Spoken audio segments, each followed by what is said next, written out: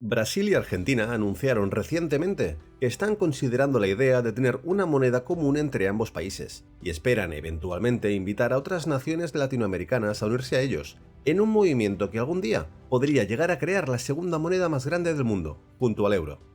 Brasil ha sugerido que la nueva moneda podría llamarse SUR y que podría impulsar el comercio dentro de la región y reducir así la dependencia regional al dólar estadounidense. La idea, tal y como ha sido contada hasta el momento, es que la nueva moneda funcionaría en un principio de forma paralela al real brasileño, y el peso argentino se limitaría a su uso en el comercio, de manera similar a como se hizo inicialmente con el euro. El ministro de Economía de Argentina habló con el Financial Times y describió el proyecto como el primer paso de un largo camino que debe recorrer América Latina. El presidente del Brasil dijo a los periodistas en Buenos Aires a principios de la semana anterior que, si Dios quiere, los ministros de finanzas y los líderes de los dos bancos centrales tendrían la inteligencia, la competencia y el buen sentido para comenzar un trabajo que podría potencialmente producir una moneda común. De hecho, Brasil y Argentina en el pasado ya habían discutido la idea de crear una moneda común, pero nunca se ha llegado a ningún lado. Los economistas han sido muy escépticos acerca de esta idea desde que comenzó a ser discutida hace unas semanas, pero los analistas políticos han sido mucho más positivos, señalando que los líderes latinoamericanos, los cuales ya sabemos que son en su mayoría de izquierdas, tienen prisa por avanzar hacia una mayor integración regional que desafíe el dominio del dólar estadounidense en la región. Ahora que tanto Brasil como Argentina tienen líderes de izquierdas, podría haber un mayor interés político en una idea de estas características. Aún así, en este proyecto hay algunos cabos sueltos. Para empezar, los políticos de ambos países difícilmente aceptarán la idea de ceder el poder a la otra nación. Actualmente no hay detalles reales del plan.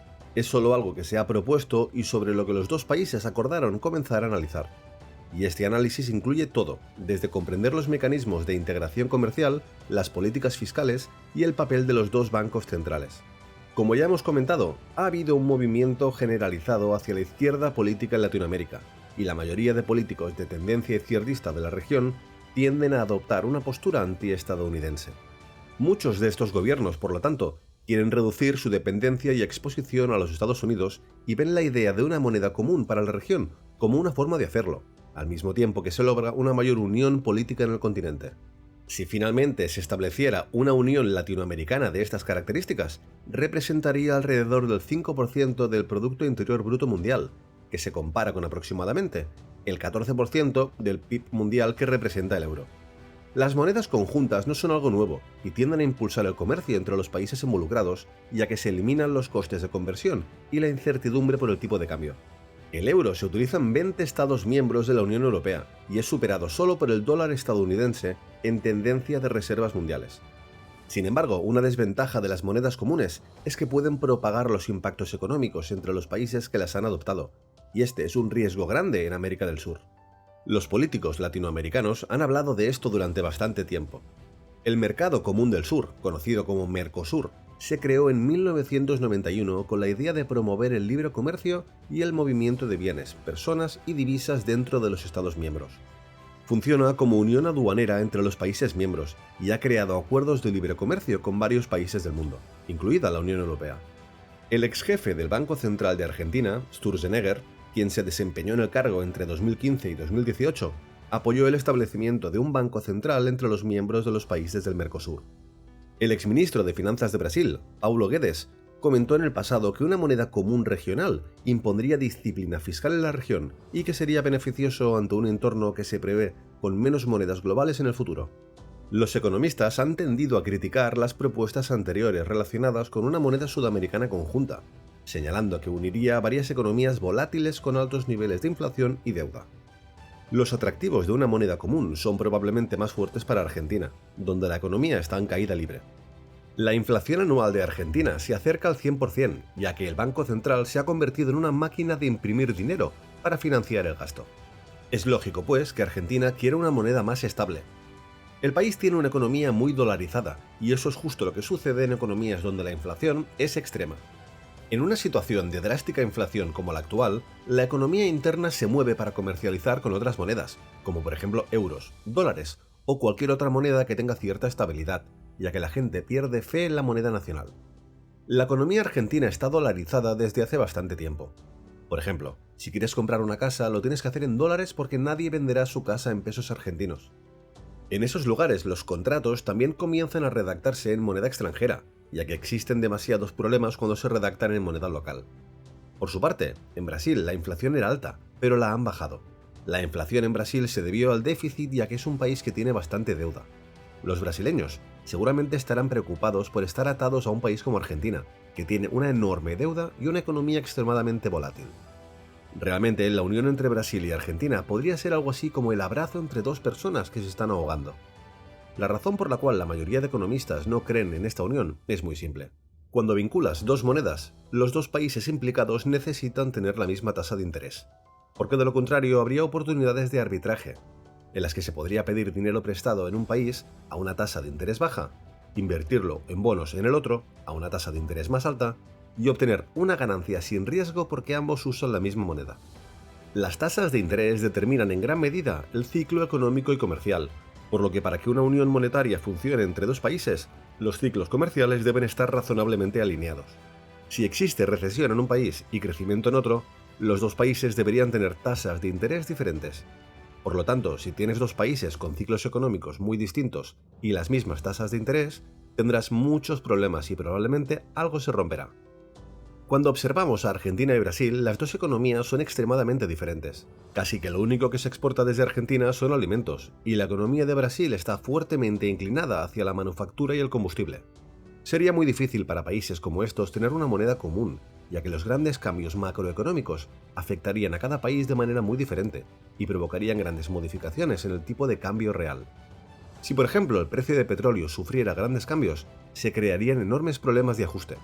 Entonces, ¿por qué el uso de una moneda puede funcionar en un país tan grande como los Estados Unidos, donde los estados individuales pueden tener economías muy diferentes, pero en cambio no funcionaría en grupos de países vecinos? Esto sucede porque dentro de un país hay libre movimiento de mano de obra y capital, y hay transferencias fiscales entre las regiones más ricas y las más pobres. Cuando esto sucede dentro de un mismo país, no suele haber ningún tipo de problema ni de polémica. Sin embargo, sería algo muy controvertido entre países, porque uno podría tener que mantener al otro. Por esta razón, a pesar de su proximidad, no tendría sentido que el dólar canadiense estuviera vinculado al dólar estadounidense, ya que Canadá tiene una economía muy impulsada por sus recursos naturales. Si hubiera mucha volatilidad en estos recursos naturales, no tendría sentido tener la misma tasa de interés en Canadá que en Estados Unidos, ya que para el buen funcionamiento de los países, las tasas de interés tendrían que estar relacionadas entre sí. Cuanto más integradas estén las economías, mejor pueden funcionar. En Europa, los distintos países tienen economías razonablemente similares, pero cuando hay grandes diferencias se requieren transferencias fiscales, y eso puede llegar a ser políticamente muy complicado. De hecho, en España sabemos bastante de esto, ya que si no nos estuviera manteniendo el Banco Central Europeo desde hace años, ya habríamos quebrado y habríamos llevado a Europa también a la bancarrota.